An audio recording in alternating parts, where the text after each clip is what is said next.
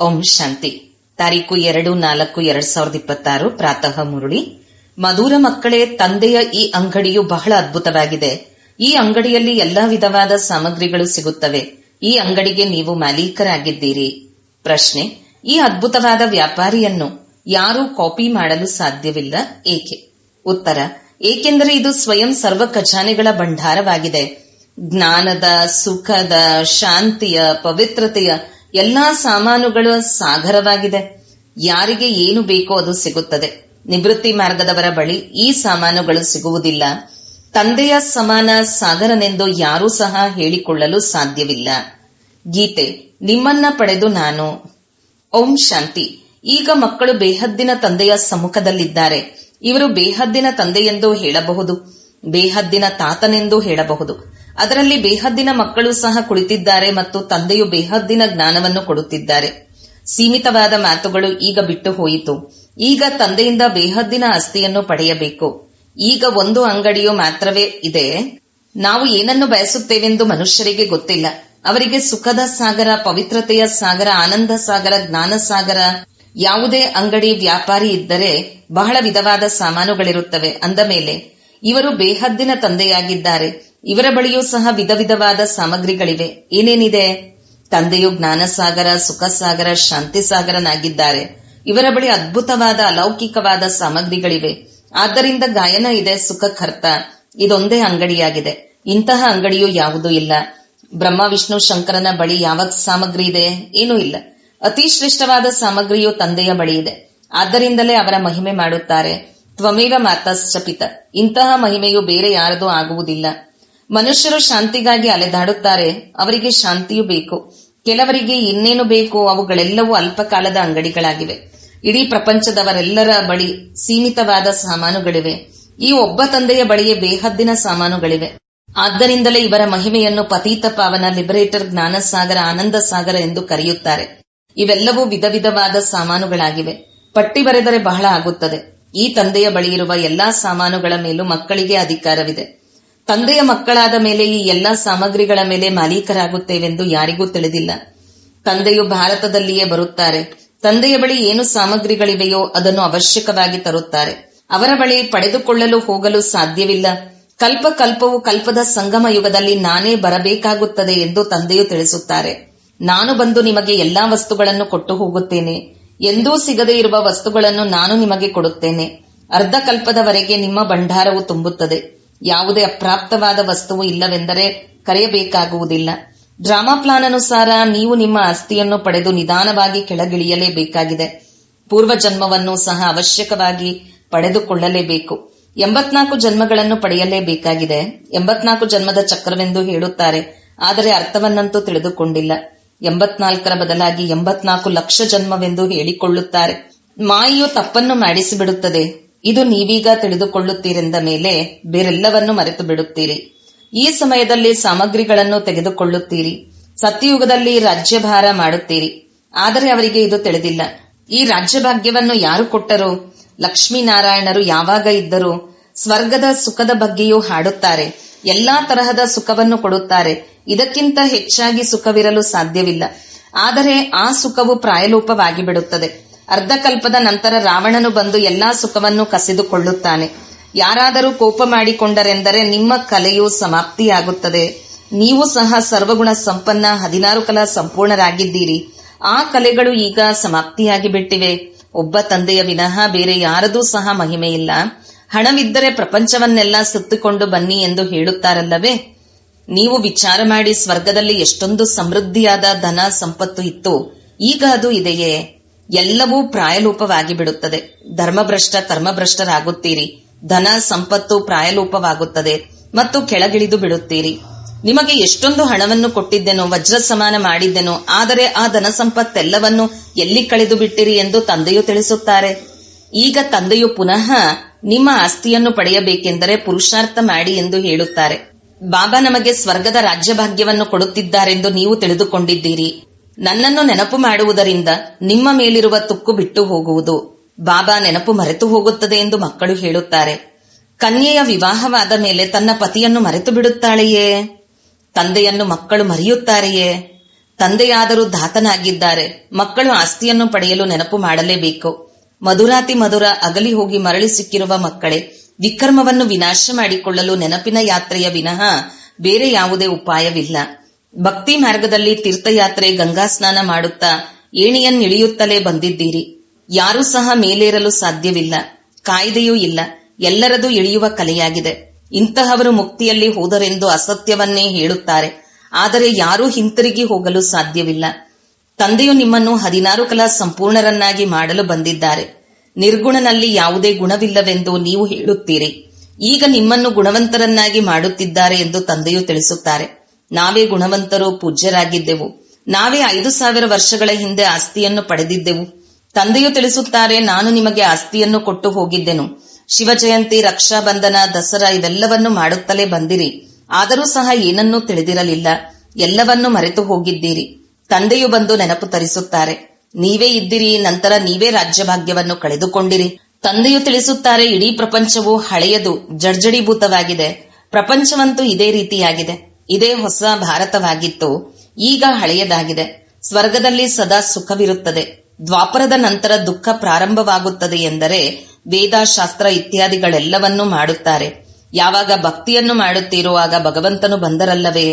ಬ್ರಹ್ಮನ ಹಗಲು, ಬ್ರಹ್ಮನ ರಾತ್ರಿ ಎಂದು ತಿಳಿಸುತ್ತಾರೆ ಅಂದಾಗ ಅರ್ಥ ಆಯಿತಲ್ಲವೇ. ಜ್ಞಾನವು ಹಗಲಾಗಿದೆ, ಭಕ್ತಿಯು ರಾತ್ರಿಯಾಗಿದೆ. ಅವರು ಕಲ್ಪದ ಆಯಸ್ಸನ್ನು ಉಲ್ಟಾ ಸುಲ್ಟಾ ಮಾಡಿದ್ದಾರೆ. ಮೊಟ್ಟ ಮೊದಲು ನೀವು ಎಲ್ಲರಿಗೂ ತಂದೆಯ ಮಹಿಮೆಯನ್ನು ತಿಳಿಸಿರಿ. ತಂದೆಯು ಜ್ಞಾನ ಸಾಗರ, ಶಾಂತಿ ಸಾಗರನಾಗಿದ್ದಾರೆ. ಕೃಷ್ಣನಿಗೆ ನಿರಾಕಾರ, ಪತಿತ ಪಾವನ, ಸುಖದ ಸಾಗರ ಎಂದು ಹೇಳಲಾಗುತ್ತದೆಯೇ? ಅವರ ಮಹಿಮೆಯೇ ಭಿನ್ನವಾಗಿದೆ. ಹಗಲು ರಾತ್ರಿಯ ವ್ಯತ್ಯಾಸವಿದೆ. ಶಿವನಿಗೆ ತಂದೆಯೆಂದು ಕರೆಯುತ್ತಾರೆ. ಕೃಷ್ಣನಿಗೆ ತಂದೆ ಎಂಬ ಮಾತು ಶೋಭಿಸುವುದಿಲ್ಲ. ಎಷ್ಟು ದೊಡ್ಡ ತಪ್ಪಾಗಿದೆ. ಚಿಕ್ಕ ಚಿಕ್ಕ ತಪ್ಪುಗಳನ್ನು ಮಾಡುತ್ತಾ 100% ತಪ್ಪು ಆಗಿಬಿಟ್ಟಿದೆ. ಸನ್ಯಾಸಿಗಳೊಂದಿಗೆ ಎಂದೂ ಸಹ ವ್ಯವಹಾರ ನಡೆಸಲು ಸಾಧ್ಯವಿಲ್ಲ. ಅವರು ನಿವೃತ್ತಿ ಮಾರ್ಗದವರಾಗಿದ್ದಾರೆ. ನೀವು ಪ್ರವೃತ್ತಿ ಮಾರ್ಗದವರಾಗಿದ್ದೀರಿ. ನೀವು ಸಂಪೂರ್ಣ ನಿರ್ವಿಕಾರಿಗಳಾಗಿದ್ದೀರಿ. ಇದು ವಿಕಾರಿ ಪ್ರಪಂಚವಾಗಿದೆ. ಅಂದಾಗ ಸತ್ಯಯುಗದಲ್ಲಿ ಮಕ್ಕಳ ಜನ್ಮವಾಗುವುದಿಲ್ಲವೇ? ಅಲ್ಲಿಯೂ ಸಹ ವಿಕಾರವಿತ್ತು. ಅರೆ, ಅದಂತೂ ಸಂಪೂರ್ಣ ನಿರ್ವಿಕಾರಿ ಪ್ರಪಂಚವಾಗಿದೆ. ಸಂಪೂರ್ಣ ನಿರ್ವಿಕಾರಿಗಳು ವಿಕಾರಿಗಳಾಗಲು ಹೇಗೆ ಸಾಧ್ಯ? ಮತ್ತೆ ಸತ್ಯಯುಗದಲ್ಲಿ ಇಷ್ಟೊಂದು ಮನುಷ್ಯರು ಹೇಗಿರಲು ಸಾಧ್ಯ? ಅಲ್ಲಿ ಇಷ್ಟೊಂದು ಜನಸಂಖ್ಯೆ ಇರಲು ಸಾಧ್ಯವೇ? ಭಾರತದ ವಿನಃ ಮತ್ಯಾವುದೇ ಖಂಡ ಇರುವುದಿಲ್ಲ. ಇದನ್ನು ತಿಳಿಸಿದರೂ ಸಹ ನಾವು ನಂಬುವುದಿಲ್ಲವೆಂದು ಹೇಳುತ್ತಾರೆ. ಪ್ರಪಂಚವಂತೂ ಸದಾ ತುಂಬಿಯೇ ಇರುತ್ತದೆ. ಸ್ವಲ್ಪವೂ ತಿಳಿದಿಲ್ಲ. ತಂದೆಯು ತಿಳಿಸುತ್ತಾರೆ, ಭಾರತವು ಚಿನ್ನದ ಯುಗವಾಗಿತ್ತು, ಈಗ ಕಲ್ಲು ಬುದ್ಧಿ, ಕಬ್ಬಿಣದ ಯುಗವಾಗಿದೆ. ಈಗ ನೀವು ಮಕ್ಕಳು ಡ್ರಾಮಾವನ್ನು ತಿಳಿದುಕೊಂಡಿದ್ದೀರಿ. ಗಾಂಧೀಜಿಯವರು ರಾಮರಾಜ್ಯವನ್ನು ಬಯಸುತ್ತಿದ್ದರು. ಆದರೆ ಮಹಾಭಾರತ ಯುದ್ಧವು ನಡೆಯಿತೆಂದು ತಿಳಿಸುತ್ತಾರೆ. ನಂತರ ಆಟವು ಮುಗಿದು ಹೋಯಿತು. ಅದನಂತರ ಏನಾಯಿತೆಂದು ತೋರಿಸುವುದಿಲ್ಲ. ತಂದೆಯು ಕುಳಿತು ತಿಳಿಸುತ್ತಾರೆ, ಇದಂತೂ ಅವಶ್ಯಕವಾಗಿ ಸಹಜವಾಗಿದೆ. ಶಿವಜಯಂತಿಯನ್ನು ಆಚರಿಸುತ್ತಾರೆಂದರೆ ಅವಶ್ಯಕವಾಗಿ ಶಿವ ತಂದೆಯು ಬರುತ್ತಾರಲ್ಲವೇ. ಅವರು ಸ್ವರ್ಗದ ರಚಯಿತ ಅಂದ ಮೇಲೆ ಸ್ವರ್ಗದ ಬಾಗಿಲನ್ನು ತೆರೆಯಲು ಬರುತ್ತಾರೆ.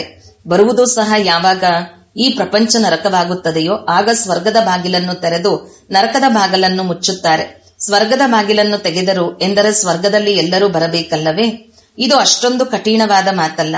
ಮಹಿಮೆಯಂತೂ ಒಬ್ಬ ತಂದೆಯದಾಗಿದೆ. ಶಿವ ತಂದೆಯ ಅಂಗಡಿಯೂ ಒಂದೇ ಇದೆ. ಅವರು ಬೇಹದ್ದಿನ ತಂದೆಯಾಗಿದ್ದಾರೆ. ಬೇಹದ್ದಿನ ತಂದೆಯ ಮೂಲಕ ಭಾರತಕ್ಕೆ ಸ್ವರ್ಗದ ಸುಖ ಸಿಗುತ್ತದೆ. ಬೇಹದ್ದಿನ ತಂದೆಯು ಸ್ವರ್ಗದ ಸ್ಥಾಪನೆಯನ್ನು ಮಾಡುತ್ತಿದ್ದಾರೆ ಅಂದಾಗ ಅವಶ್ಯಕವಾಗಿ ಬೇಹದ್ದಿನ ಸುಖವಿತ್ತು. ನಂತರ ನಾವು ನರಕದಲ್ಲಿ ಏಕೆ ಇದ್ದೇವೆ ಎಂದು ಯಾರಿಗೂ ತಿಳಿಯುವುದಿಲ್ಲ. ತಂದೆಯು ತಿಳಿಸುತ್ತಾರೆ, ನೀವೇ ಇದ್ದಿರಿ, ಈಗ ನೀವೇ ಕೆಳಗಿಳಿದಿದ್ದೀರಿ. ದೇವತೆಗಳು 84 ಜನ್ಮಗಳನ್ನು ಪಡೆದುಕೊಳ್ಳಬೇಕಾಗುತ್ತದೆ. ಈಗ ಬಂದು ಪತೀತರಾಗಿದ್ದಾರೆ. ಮತ್ತೆ ಅವರನ್ನು ಪಾವನ ಮಾಡಬೇಕು. ತಂದೆಯ ಜನ್ಮವಿದೆ ಎಂದ ಮೇಲೆ ರಾವಣನ ಜನ್ಮವೂ ಇದೆ. ಇದು ಯಾರಿಗೂ ತಿಳಿದಿಲ್ಲ. ರಾವಣನನ್ನು ಯಾವಾಗಿನಿಂದ ಸುಡುತ್ತೀರಿ ಎಂದು ಯಾರನ್ನಾದರೂ ಕೇಳಿದರೆ ಇದು ಅನಾದಿಯಿಂದ ನಡೆಯುತ್ತಾ ಬಂದಿದೆ ಎಂದು ಹೇಳುತ್ತಾರೆ. ಇವೆಲ್ಲ ರಹಸ್ಯಗಳನ್ನು ತಂದೆಯು ತಿಳಿಸುತ್ತಾರೆ. ಆ ತಂದೆಯ ಒಂದು ಅಂಗಡಿಯ ಮಹಿಮೆಯೇ ಇದೆ. ಸುಖ, ಶಾಂತಿ, ಪವಿತ್ರತೆಯನ್ನು ಮನುಷ್ಯರು ಮನುಷ್ಯರಿಗೆ ಕೊಡಲು ಸಾಧ್ಯವಿಲ್ಲ. ಕೇವಲ ಒಬ್ಬರಿಗೆ ಮಾತ್ರವೇ ಶಾಂತಿ ಸಿಕ್ಕಿತೆ. ಇಂತಹವರಿಗೆ ಶಾಂತಿಯು ಸಿಕ್ಕಿತೆಂದು ಕೇವಲ ಸುಳ್ಳನ್ನೇ ಹೇಳುತ್ತಾರೆ. ಅರೆ, ಶಾಂತಿಯಂತೂ ಶಾಂತಿಧಾಮದಲ್ಲಿಯೇ ಸಿಗುತ್ತದೆ. ಇಲ್ಲಂತೂ ಒಬ್ಬರಿಗೆ ಶಾಂತಿ ಇದ್ದರೆ ಇನ್ನೊಬ್ಬರು ಅಶಾಂತಿ ಉಂಟು ಮಾಡುವುದರಿಂದ ಶಾಂತಿಯಿಂದ ಇರಲು ಸಾಧ್ಯವಿಲ್ಲ. ಸುಖ, ಶಾಂತಿ, ಪವಿತ್ರತೆ ಎಲ್ಲಾ ಸಾಮಗ್ರಿಗಳ ವ್ಯಾಪಾರಿಯು ಒಬ್ಬ ಶಿವ ತಂದೆಯಾಗಿದ್ದಾರೆ. ಅವರೊಂದಿಗೆ ಯಾರು ಬೇಕಾದರೂ ಸಹ ವ್ಯಾಪಾರ ಮಾಡಬಹುದು. ಅವರನ್ನು ಸೌದಾಗಾರ ಎಂದು ಕರೆಯುತ್ತಾರೆ. ಅವರ ಬಳಿ ಪವಿತ್ರತೆ, ಸುಖ, ಶಾಂತಿ, ಸಂಪತ್ತೆಲ್ಲವೂ ಇದೆ. ಅಪ್ರಾಪ್ತಿಯ ವಸ್ತು ಯಾವುದೂ ಇಲ್ಲ. ಸ್ವರ್ಗದ ರಾಜ್ಯವನ್ನು ನೀವು ಪಡೆಯುತ್ತೀರಿ. ತಂದೆಯು ಕೊಡಲು ಬಂದಿದ್ದಾರೆ. ಪಡೆಯುವವರು ಪಡೆದುಕೊಳ್ಳುತ್ತಾ ಸುಸ್ತಾಗಿ ಬಿಟ್ಟಿದ್ದಾರೆ. ನಾವು ಬದುಕುವುದೇ ಕೊಡುವುದಕ್ಕಾಗಿ ಅಂದ ಮೇಲೆ ನೀವೇಕೆ ಪಡೆಯಲು ತಣ್ಣಗಾಗುತ್ತೀರಿ? ಬಾಬಾ, ಮಾಯೆಯ ಬಿರುಗಾಳಿಯು ಬರುತ್ತದೆ ಎಂದು ಮಕ್ಕಳು ತಿಳಿಸುತ್ತಾರೆ. ಹೌದು, ಬಹಳ ದೊಡ್ಡ ಪದವಿಯಾಗಿದೆ. ಸ್ವರ್ಗದ ಮಾಲೀಕರಾಗುವ ಮಾತು ಕಡಿಮೆ ಮಾತಾಗಿದೆಯೇ? ಪರಿಶ್ರಮವಂತೂ ಪಡಲೇಬೇಕು. ಶ್ರೀಮತದಂತೆ ನಡೆಯಿರಿ. ಸಿಗುವಂತಹ ಸಾಮಗ್ರಿಗಳನ್ನು ಹಂಚಬೇಕು, ದಾನ ಮಾಡಬೇಕು. ಪವಿತ್ರರಾಗಬೇಕೆಂದರೆ ಪಂಚವಿಕಾರಗಳ ದಾನವನ್ನು ಅವಶ್ಯಕವಾಗಿ ಮಾಡಬೇಕು. ಪರಿಶ್ರಮ ಪಡಬೇಕು. ತಂದೆಯನ್ನು ನೆನಪು ಮಾಡಿದಾಗಲೇ ತುಕ್ಕು ಬಿಟ್ಟು ಹೋಗುವುದು. ನೆನಪೇ ಮುಖ್ಯವಾಗಿದೆ. ವಿಕಾರದಲ್ಲಿ ಹೋಗುವುದಿಲ್ಲ, ಯಾರ ಮೇಲೂ ಕೋಪ ಮಾಡಿಕೊಳ್ಳುವುದಿಲ್ಲವೆಂದು ಬಲೆ ಪ್ರತಿಜ್ಞೆಯಂತೂ ಮಾಡಿ. ಆದರೆ ನೆನಪಿನಲ್ಲಂತೂ ಇರಲೇಬೇಕು. ಇಲ್ಲದಿದ್ದರೆ ಇಷ್ಟೊಂದು ಪಾಪವು ವಿನಾಶವಾಗಬೇಕು. ಬಾಕಿ ಜ್ಞಾನವಂತೂ ಬಹಳ ಸಹಜವಾಗಿದೆ. 84 ಜನ್ಮಗಳ ಚಕ್ರವನ್ನು ಹೇಗೆ ತಿರುಗಿಸುವುದು?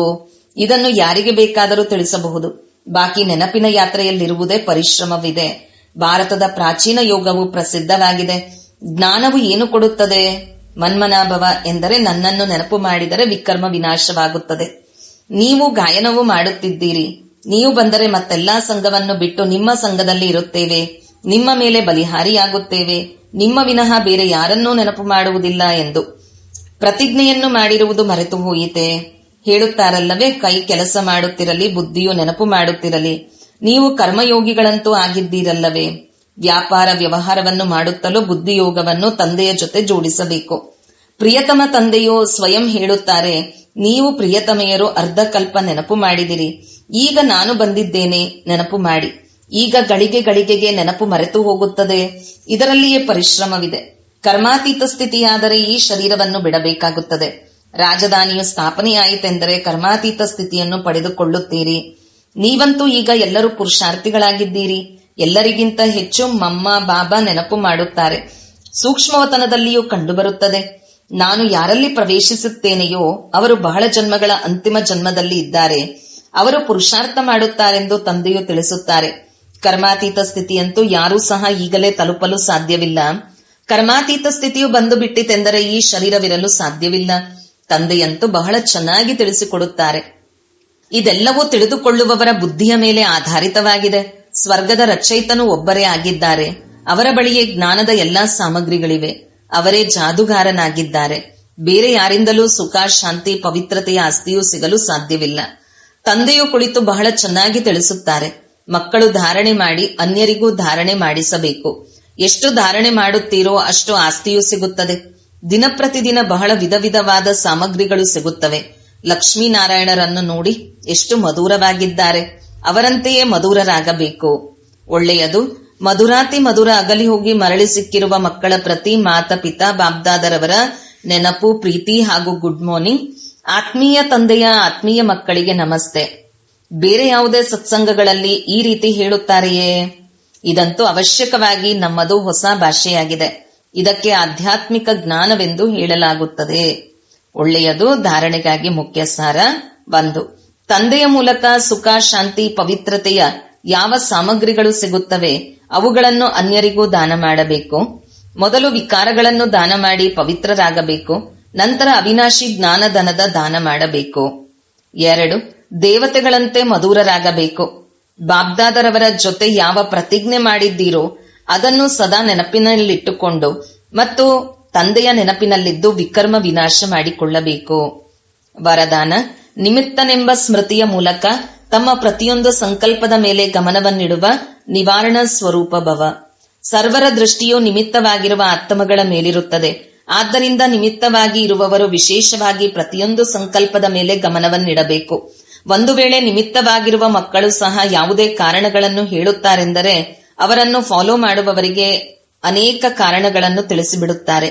ಒಂದು ವೇಳೆ ನಿಮಿತ್ತವಾಗಿ ಇರುವವರಲ್ಲಿ ಯಾವುದೇ ಕೊರತೆ ಇದ್ದರೆ ಅದನ್ನು ಬಚ್ಚಿಡಲು ಸಾಧ್ಯವಿಲ್ಲ.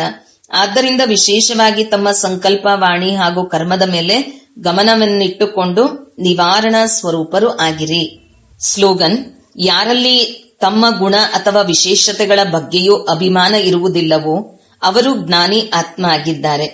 ಅವ್ಯಕ್ತ ಸೂಚನೆ: ಮಹಾನರಾಗಲು ಮಧುರತೆ ಮತ್ತು ನಮ್ರತೆಯ ಗುಣವನ್ನು ಧಾರಣೆ ಮಾಡಿ. ಮಧುರತೆಯ ಗುಣ ಜೀವನದಲ್ಲಿ ಯಾವಾಗ ತಮ್ಮ ಮತ್ತು ಬೇರೆಯವರ ಕಳೆದದ್ದನ್ನು ನೋಡದೆ ತಮ್ಮ ಸಂಸ್ಕಾರಗಳನ್ನು ಸರಳ ಮತ್ತು ನಮ್ರಚಿತ್ತರನ್ನಾಗಿ ಮಾಡಿಕೊಂಡಾಗ ಬರುವುದು. ಸರಳ ಚಿತ್ತ ಆತ್ಮರ ಗುಣವೇ ಮಧುರತೆ. ಅವರ ನಯನಗಳಿಂದ ಮಧುರತೆ, ಬಾಯಿಯಿಂದ ಮಧುರತೆ ಮತ್ತು ನಡತೆಯಿಂದ ಮಧುರತೆ ಪ್ರತ್ಯಕ್ಷ ರೂಪದಲ್ಲಿ ಕಾಣಿಸುತ್ತದೆ. ಮಧುರತೆ ಮತ್ತು ನಮ್ರತೆ ಈ ಎರಡು ವಿಶೇಷ ಧಾರಣೆಗಳಿಂದ ಸದಾ ವಿಶ್ವ ಕಲ್ಯಾಣಕಾರಿ ಮಹಾದಾನಿ ವರದಾನಿಗಳಾಗಿ ಬಿಡುತ್ತಾರೆ ಮತ್ತು ಸಹಜವೇ ಸ್ನೇಹದ ಪುರಾವೆ ಕೊಡಬಹುದು. ನಿಶ್ಚಯ ಬುದ್ಧಿ ನಿಶ್ಚಿತ. ಅವರು ಎಂದೂ ವ್ಯರ್ಥ ಚಿಂತನೆ ಮಾಡುವುದಿಲ್ಲ.